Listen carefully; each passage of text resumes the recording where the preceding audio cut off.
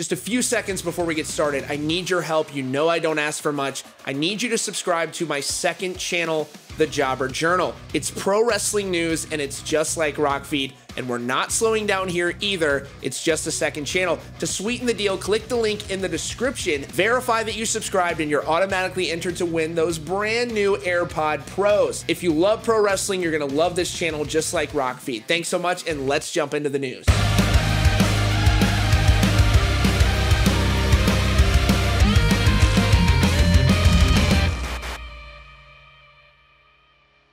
There's been so much going on with this Motley Crue tour that one of the things I wanted to get to, I just haven't had time, which is the long-standing feud between Motley Crue and Poison.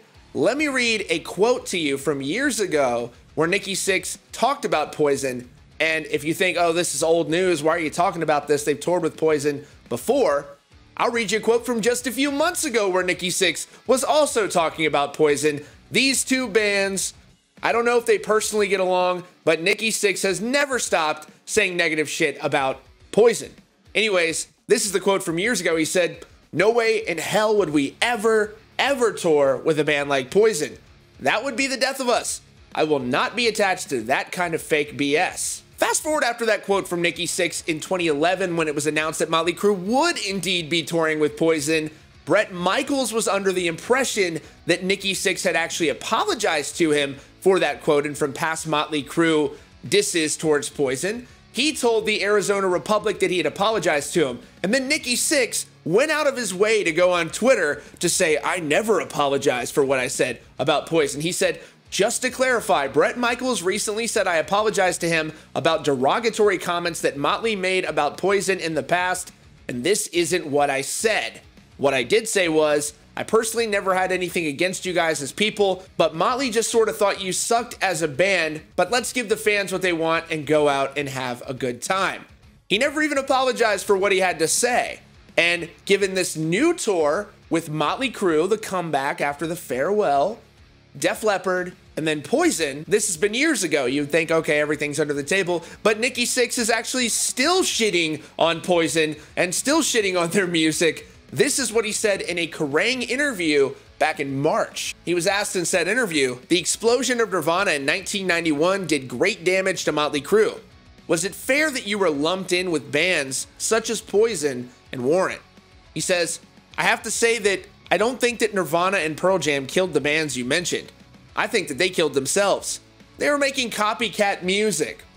So obviously Nikki Sixx clearly doesn't think much of the band they put on their tour or that they're touring with next summer, but he doesn't care. He's there to play his set, and you could probably bet that Motley Crue and Poison probably won't be hanging out too closely around each other in the backstage area on this tour. Now, I will say this, in all fairness, while Nikki Sixx clearly isn't going out of his way to say nice things about Poison, I also on this kind of got to agree with them. If you go back and look at the early Poison material, I'd be kind of pissed too. They sort of were a carbon copy at that time of Motley Crue, and that never sat well with him. You know, he's looking back at that era of time. If you go back, I challenge you, go back and listen to early Poison material.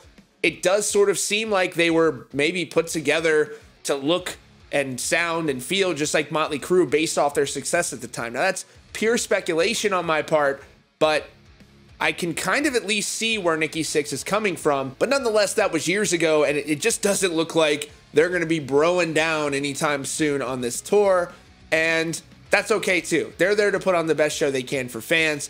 That's a whole nother question. We've already talked about that at length. Again, I think Motley Crue as a band is tight. Nikki Sixx, everybody, all those guys, they sound amazing live. I just hope that, and I think it's very possible as well, that Vince Neil has the propensity to get himself in shape and get ready for the stage. We actually talked about that for a great period of time. If you want to listen to the full podcast with Anthony Vincent, who actually appeared in the film The Dirt, you can click the link on the card right now or visit the description. Now listen, I want to hear what you guys think. Do you think that this tour is going to be worth whatever they're charging, or do you feel like that this is a cash grab and you're not interested? Let me know in the comments down below. There are a lot of people, a lot of different opinions, people getting pissed at me, people agreeing with me emphatically. Where do you stand on this? Let me know down below. And don't forget to subscribe, ring that notification bell, so you don't miss out on breaking news, opinion content, you name it, everything rock and metal right here at Rock Feed. Thank you so much for joining us, and we'll see you all very soon.